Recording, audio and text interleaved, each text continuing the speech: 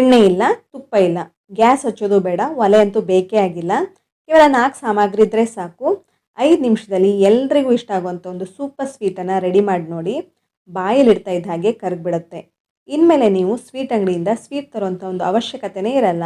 ಬನ್ನಿ ಹಾಗಾದರೆ ಈ ಸ್ವೀಟನ್ನು ಹೇಗೆ ಮಾಡ್ಕೊಳ್ಳೋದು, ಹಾಗೆ ಇದಕ್ಕೆ ಏನೆಲ್ಲ ಸಾಮಗ್ರಿಗಳು ಬೇಕಾಗುತ್ತೆ ಅಂತ ನೋಡೋಣ. ಹೆಲೋ ಫ್ರೆಂಡ್ಸ್, ನಮಸ್ತೆ. ಶ್ರೀ ಮ್ಯಾಜಿಕ್ ಕಿಚನ್ಗೆ ಸುಸ್ವಾಗತ. ಮೊದಲಿಗೆ ಈ ಸಿಹಿಯನ್ನು ಮಾಡ್ಕೊಳ್ಳೋದಕ್ಕೆ ಯಾವುದಾದ್ರೂ ಒಂದು ಮೆಷರಿಂಗ್ ಕಪ್ಪನ್ನು ತೊಗೊಳ್ಳಿ. ಯಾವುದಾದ್ರೂ ಒಂದು ಕಪ್ಪನ್ನು ಸೆಟ್ ಮಾಡಿಕೊಂಡು ಆ ಕಪ್ಪಲ್ಲಿ ಎಲ್ಲ ಮೆಷರ್ಮೆಂಟನ್ನು ಮಾಡ್ಕೊಳ್ಳಿ. ನಾನಿಲ್ಲಿ 3/4 ಕಪ್ ಆಗೋಷ್ಟು ಸಕ್ಕರೆ ಹಾಗೆ 2 ಏಲಕ್ಕಿಯನ್ನು ಮಿಕ್ಸಿ ಜಾರ್ಗೆ ಹಾಕ್ಕೊಂಡು ಇದನ್ನು ಆದಷ್ಟು ನಯವಾಗಿ ಪೌಡ್ರ್ ಮಾಡ್ಕೊಳ್ತಾ ಇದ್ದೀನಿ. ನೋಡಿ, ಈ ರೀತಿ ನಯವಾಗಿ ಪೌಡ್ರನ್ನ ಮಾಡ್ಕೊಳ್ಬೇಕಾಗತ್ತೆ, ತರ್ತರಿ ಎಲ್ಲ ಇರಬಾರ್ದು. ಇದನ್ನು ನಾನು ಒಂದು ಪಾತ್ರೆಗೆ ಹಾಕ್ಕೊಳ್ತಾ ಇದ್ದೀನಿ, ಒಂದು ಮಿಕ್ಸಿಂಗ್ ಬೌಲ್ಗೆ ಹಾಕ್ಕೊಳ್ತಾ ಇದ್ದೀನಿ. ಇದನ್ನು ಜರಡಿ ಹಿಡ್ಕೊಂಡು ಹಾಕ್ಕೊಳ್ಬೇಕಾಗತ್ತೆ. ನಾನು ಈ ಸಿಹಿಯನ್ನು ಒಲೆಯನ್ನು ಹಚ್ಚದೆ ಹಾಗೆ ಗ್ಯಾಸನ್ನು ಬಳಸದೆ ಇದನ್ನು ಬೇಯಿಸ್ಕೊಳ್ಳದೆ ಮಾಡ್ಕೊಳ್ತಾ ಇರೋದ್ರಿಂದ ಆದಷ್ಟು ನಯವಾಗಿ ಪೌಡ್ರ್ ಮಾಡ್ಕೊಳ್ಳಿ. ಹಾಗೆ ಇದನ್ನು ಜರಡಿ ಹಿಡ್ಕೊಂಡು ಹಾಕ್ಕೊಳ್ಳಿ, ಯಾಕೆಂದರೆ ತರ್ತರಿ ಎಲ್ಲ ಹಾಗೆ ಉಳಿದಿರುತ್ತೆ. ನೋಡಿ, ಕಾಣಿಸ್ತಿರ್ಬೋದು. ಈ ತರ್ತರಿಯನ್ನೆಲ್ಲ ನೀವು ತಿರ್ಗಾ ಪೌಡ್ರ್ ಮಾಡ್ಕೊಳ್ಬೋದು, ಅಥವಾ ಇದನ್ನು ಟೀ ಕಾಫಿ ಮಾಡ್ಕೊಳ್ಳುವಾಗ ಕೂಡ ಹಾಕ್ಕೊಳ್ಬೋದು, ಅಥವಾ ಸಕ್ಕರೆ ಡಬ್ಬಿಗೆ ತಿರ್ಗಾ ಹಾಕ್ಕೊಳ್ಬೋದು. ಇದನ್ನು ನಾನು ರೆಡಿ ಮಾಡ್ಕೊಂಡಿರೋಂಥ ಪೌಡ್ರನ್ನ ತೊಗೊಂಡಿದ್ದೀನಲ್ಲ, ಇದಕ್ಕೆ ನಾನು ಹಾಲಿನ ಕೆನೆಯನ್ನು ಸೇರಿಸ್ಕೊಳ್ತಾ ಇದ್ದೀನಿ. ಇದಕ್ಕೆ ಹಾಲಿನ ಕೆನೆಯನ್ನು ಹಾಕ್ಕೊಳ್ಳಿ. ಗಟ್ಟಿ ಹಾಲಿದ್ರೆ ಅದನ್ನು ಕೂಡ ಉಪಯೋಗಿಸ್ಕೊಳ್ಬೋದು. ಈ ರೀತಿ ಹಾಲಿನ ಕೆನೆ ಎಲ್ಲ ಹಾಕ್ಕೊಂಡು ಚೆನ್ನಾಗಿ ಮಿಕ್ಸ್ ಮಾಡ್ಕೊಳ್ಬೇಕಾಗತ್ತೆ. ಒಂದೇ ಸಲ ತುಂಬ ಜಾಸ್ತಿ ಹಾಕ್ಕೊಳ್ಳೋದಕ್ಕೆ ಹೋಗಬೇಡಿ, ಸ್ವಲ್ಪ ಸ್ವಲ್ಪ ಹಾಕ್ಕೊಳ್ತಾ ಮಿಕ್ಸ್ ಮಾಡ್ಕೊಳ್ಳಿ. ನೋಡಿ, ಈ ರೀತಿ ಚೆನ್ನಾಗಿ ಮಿಕ್ಸ್ ಮಾಡ್ಕೊಳ್ತಾ ಇದ್ದ ಹಾಗೆ ಒಂದು ಕ್ರೀಮಿ ಟೆಕ್ಸ್ಚರ್ ರೀತಿ ರೆಡಿ ಆಗುತ್ತೆ. ಅಲ್ಲಿ ತನಕ ಇದನ್ನು ಮಿಕ್ಸ್ ಮಾಡ್ಕೊಳ್ಳಿ. ಸ್ವಲ್ಪ ಹಾಲೇನಾದರೂ ಕಮ್ಮಿ ಅನಿಸಿದ್ರೆ ಹಾಕ್ಕೊಳ್ಬೋದು. ನೋಡಿ, ಈ ರೀತಿ ಚೆನ್ನಾಗಿ ಮಿಕ್ಸ್ ಮಾಡ್ಕೊಳ್ಬೇಕಾಗತ್ತೆ. ಒಂದು ಕ್ರೀಮ್ ರೀತಿ ರೆಡಿ ಆಗಬೇಕು, ಅಲ್ಲಿ ತನಕ ಇದನ್ನು ಚೆನ್ನಾಗಿ ಮಿಕ್ಸ್ ಮಾಡ್ಕೊಳ್ಬೇಕಾಗತ್ತೆ. ಇದು ತುಂಬ ಇಂಪಾರ್ಟೆಂಟ್ ಸ್ಟೆಪ್ಪು. ಮೊದಲಿಗೆ ಈ ರೀತಿ ಮಾಡಿಕೊಂಡು ರೆಡಿ ಮಾಡ್ಕೊಂಡು ಇಟ್ಕೊಂಡಿರಿ. ತುಂಬ ಕ್ವಿಕ್ಕಾಗಿ ಇದನ್ನು ಮಾಡ್ಕೊಳ್ಬೋದು. 5 ನಿಮಿಷದಲ್ಲಿ ಸಾಕು ಇದನ್ನು ಮಾಡ್ಕೊಳ್ಳೋದಕ್ಕೆ. 5 ನಿಮಿಷ ಇದ್ದರೆ ದಿಢೀರಾಗಿ ಸಿಹಿಯನ್ನು ಮಾಡ್ಕೊಳ್ಬೋದು. ನೋಡಿ, ಈ ರೀತಿ ಒಂದು ಕ್ರೀಮ್ ರೀತಿ ರೆಡಿ ಮಾಡ್ಕೊಂಡಿದ್ದೀನಿ. ಇದಕ್ಕೆ ಒಂದು ಅರ್ಧ ಕಪ್ ಆಗೋಷ್ಟು ಹಾಲಿನ ಪುಡಿಯನ್ನು ಕೂಡ ಸೇರಿಸ್ಕೊಂಡೆ. ಹಾಗೆ ಒಂದು ಅರ್ಧ ಕಪ್ ಆಗೋಷ್ಟು ಕೋಕೋನಟ್ ಪೌಡ್ರನ್ನು ಮಿಕ್ಸಿ ಜಾರಿಗೆ ಹಾಕ್ಕೊಂಡು ಪೌಡ್ರ್ ಮಾಡ್ಕೊಂಡು ಸೇರಿಸ್ಕೊಂಡಿದ್ದೀನಿ. ನೋಡಿ, ಈ ರೀತಿ ಪೌಡ್ರ್ ಮಾಡಿಕೊಂಡು ನಂತರ ಹಾಕ್ಕೊಂಡು ಚೆನ್ನಾಗಿ ಮಿಕ್ಸ್ ಮಾಡ್ಕೊಳ್ಬೇಕಾಗತ್ತೆ. ನೋಡಿ, ಈ ರೀತಿ ನೀಟಾಗಿ ಒಂದು ಸಲ ಮಿಕ್ಸ್ ಮಾಡ್ಕೊಳ್ಳಿ. ಈ ಸಿಹಿಯನ್ನು ನಾನು ಮಂಡಕ್ಕಿನ ಉಪಯೋಗಿಸ್ಕೊಂಡು ಮಾಡ್ಕೊಳ್ತಾ ಇದ್ದೀನಿ. ಆದಷ್ಟು ಉಪ್ಪು ಕಡಿಮೆ ಇರುವಂತಹ ಮಂಡಕ್ಕಿನೇ ಉಪಯೋಗಿಸ್ಕೊಳ್ಳಿ. ನಾನಿಲ್ಲಿ 3 ಕಪ್ ಆಗೋಷ್ಟು ಮಂಡಕ್ಕಿನ ಉಪಯೋಗಿಸ್ಕೊಂಡಿದ್ದೀನಿ. ಇದನ್ನು ಒಂದು ಮಿಕ್ಸಿ ಜಾರ್ಗೆ ಹಾಕ್ಕೊಂಡು ಪೌಡ್ರ್ ಮಾಡ್ಕೊಳ್ತಾ ಇದ್ದೀನಿ. ನಾನಿಲ್ಲಿ 3 ಕಪ್ ಮಂಡಕ್ಕಿ ತೊಗೊಂಡಿದ್ದೀನಿ, ಹಾಗಾಗಿ 3/4 ಕಪ್ ಆಗೋಷ್ಟು ಸಕ್ಕರೆ ಕರೆಕ್ಟಾಗಿ ರೆಡಿ ಆಗುತ್ತೆ, ಕರೆಕ್ಟ್ ಒಂದು ಸಿಹಿಯನ್ನು ಕೊಡುತ್ತೆ.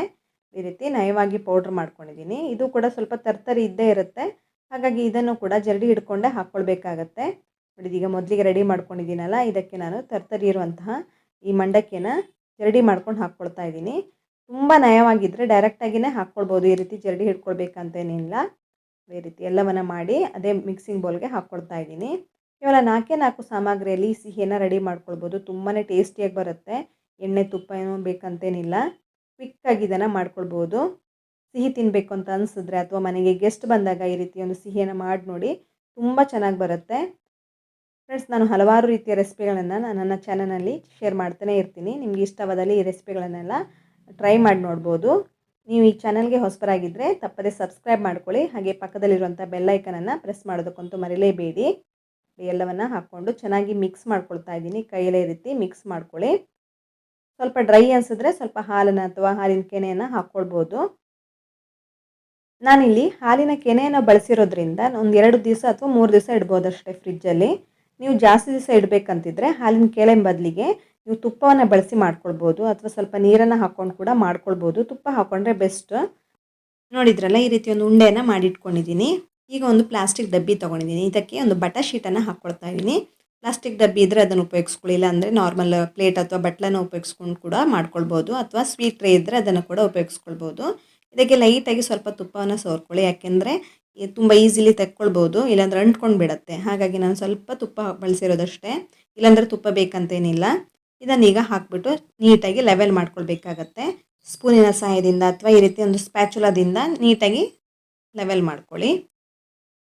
ಇದನ್ನೊಂದು 10-15 ನಿಮಿಷ ಸೆಟ್ ಆಗೋದಕ್ಕೆ ಇಡಬೇಕಾಗತ್ತೆ, ಆವಾಗಲೇ ನೀಟಾಗಿ ಸೆಟ್ ಆಗುತ್ತೆ. ಸ್ವೀಟ್ ಅಂಗಡಿಯಲ್ಲೆಲ್ಲ ಸಿಹಿ ಸಿಗುತ್ತಲ್ಲ, ಸ್ವೀಟ್ ಸಿಗುತ್ತಲ್ಲ, ಆ ರೀತಿ ಒಂದು ಟೆಕ್ಸ್ಚರ್ ಕೊಡುತ್ತೆ ಇದು. ಈ ರೀತಿ ಲೆವೆಲ್ ಮಾಡ್ಕೊಳ್ಳಿ. ನಿಮಗೆ ಅರ್ಜೆಂಟ್ ಇದ್ದರೆ, ತುಂಬ ಬೇಗನೆ ಬೇಕಂತಿದ್ರೆ ಕೂಡಲೇ ಇದನ್ನು ತೆಗಿಬಹುದು, ಅಥವಾ ನೀವು ಇದನ್ನು ಉಂಡೆಗಳನ್ನಾಗಿ ಕೂಡ ಮಾಡ್ಕೊಳ್ಬೋದು. ಬರ್ಫಿ ಶೇಪಲ್ಲಿ ಸೆಟ್ ಮಾಡ್ಕೊಳ್ಬೇಕಂತೇನಿಲ್ಲ, ಲೈಕ್ ಉಂಡೆಗಳನ್ನಾಗಿ ಮಾಡ್ಕೊಳ್ಬೋದು, ಲಡ್ಡು ರೀತಿ ಇದನ್ನು ರೆಡಿ ಮಾಡ್ಕೊಳ್ಬೋದು. ನೋಡಿ, ಇದೀಗ ಒಂದು 10-15 ನಿಮಿಷ ಆಗಿದೆ. ಇದನ್ನೀಗ ನಾನು ಡಿಮೋಲ್ಡ್ ಮಾಡ್ಕೊಳ್ತಾ ಇದ್ದೀನಿ. ಒಂದು ಪ್ಲೇಟಿಗೆ ಇದನ್ನು ಉಲ್ಟಾ ಹಾಕ್ಕೊಂಡು ತಗೊಳ್ತಾ ಇದ್ದೀನಿ. ಈ ರೀತಿ ಅಗಲ ಮಾಡ್ಕೊಂಡ್ರೆ ಆಯಿತು. ನೋಡಿ ಎಷ್ಟು ಚೆನ್ನಾಗಿ ಸೆಟ್ ಆಗಿದೆ ಅಂತ ಕಾಣಿಸ್ತಿರ್ಬೋದು. ಈ ರೀತಿ ಉಲ್ಟಾ ಹಾಕ್ಕೊಂಡು ಇದನ್ನು ತಕ್ಕೊಂಡ್ರೆ ಆಯಿತು. ಹಾಗೆ ಬಟರ್ ಶೀಟ್ ಹಾಕಿದ್ದೀನಲ್ಲ ಅದನ್ನು ಕೂಡ ತಗೊಳ್ತಾ ಇದ್ದೀನಿ.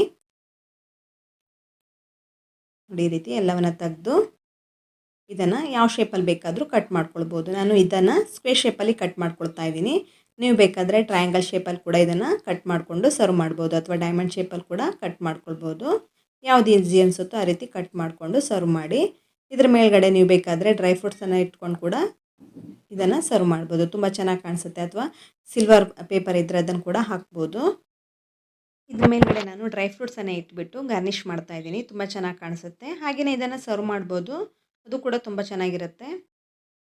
ಕ್ವಿಕ್ಕಾಗಿ ಮಾಡ್ಬೋದಂತ ಒಂದು ಸಿಂಪಲ್ ಆದ ರೆಸಿಪಿಯನ್ನು ನೋಡಿದ್ರಲ್ಲ ಹೇಗೆ ಮಾಡೋದು ಅಂತ. ಮಕ್ಕಳಿಗಂತೂ ತುಂಬ ಇಷ್ಟ ಆಗುತ್ತೆ. ಏನಾದರೂ ಸಿಹಿ ತಿನ್ಬೇಕನ್ನಿಸ್ದಾಗ ಅಥವಾ ಹಬ್ಬಕ್ಕೆ ವಿಶೇಷ ಸಂದರ್ಭಕ್ಕೆಲ್ಲ ಈ ಸಿಹಿಯನ್ನು ಮಾಡಿಕೊಡ್ಬೋದು. ಎಲ್ರಿಗೂ ಇಷ್ಟ ಆಗುತ್ತೆ. ಇದನ್ನು ಈಗ ಒಂದು ಚಿಕ್ಕ ಪೀಸನ್ನು ಕಟ್ ಮಾಡಿ ತೋರಿಸ್ತಾ ಇದ್ದೀನಿ. ಇದರ ಟೆಕ್ಸ್ಚರ್ ಕಾಣಿಸ್ತಿರ್ಬೋದು ನಿಮಗೆ ಯಾವ ರೀತಿ ಬಂದಿದೆ ಅಂತ. ಸ್ವೀಟ್ ಅಂಗಡಿಯಲ್ಲೆಲ್ಲ ಸಿಹಿ ಸಿಗುತ್ತಲ್ಲ ಅದೇ ರೀತಿ ಇರುತ್ತೆ. ನೀವು ಇದನ್ನು ಮಂಡಕ್ಕಿಯಿಂದ ಮಾಡಿದ್ದೀರಂತನೂ ಅನಿಸಲ್ಲ, ಅಷ್ಟು ರುಚಿಯಾಗಿರುತ್ತೆ ಇದು. ಒಂದ್ಸಲ ಇದನ್ನು ಮಾಡಿ ನೋಡಿ. ಹಾಗೆ ಹೇಗೆ ಬಂತು ಅಂತ ಕಮೆಂಟ್ ಸೆಕ್ಷನಲ್ಲಿ ತಪ್ಪದೆ ಕಮೆಂಟ್ ಮಾಡಿ. ಹಾಗೆ ನೀವು ಎಲ್ಲಿಂದ ಕಮೆಂಟ್ ಮಾಡ್ತಾ ಇದ್ದೀರಂತನೂ ಮೆನ್ಷನ್ ಮಾಡಿ. ಫ್ರೆಂಡ್ಸ್, ನೀವು ಈ ರೆಸಿಪಿಯನ್ನು ಫೇಸ್ಬುಕ್ಕಿಂದ ನೋಡ್ತಾ ಇದ್ದರೆ ತಪ್ಪದೇ ಫಾಲೋ ಮಾಡ್ಕೊಳ್ಳಿ. ನಿಮ್ಮ ಫ್ರೆಂಡ್ಸ್ ಹಾಗೂ ಫ್ಯಾಮಿಲಿ ಮೆಂಬರ್ಸೊಂದಿಗೆ ಈ ರೆಸಿಪಿಗಳನ್ನೆಲ್ಲ ಶೇರ್ ಮಾಡಿ. ಹಾಗೆ ಲೈಕ್ ಮಾಡೋದಕ್ಕಂತೂ ಮರಿಲೇಬೇಡಿ. ಹಾಗೆ ನೀವು ಎಲ್ಲಿಂದ ಈ ವಿಡಿಯೋವನ್ನು ನೋಡ್ತಾ ಇದ್ದೀರಂತನೂ ಮೆನ್ಷನ್ ಮಾಡೋದಕ್ಕಂತೂ ಮರಿಲೇಬೇಡಿ. ಇನ್ನಷ್ಟು ಸಿಂಪಲ್ ಆದಂತಹ ಅದ್ಭುತವಾದ ರೆಸಿಪಿಗಳೊಂದಿಗೆ ಸಿಗೋಣ. ಧನ್ಯವಾದಗಳು.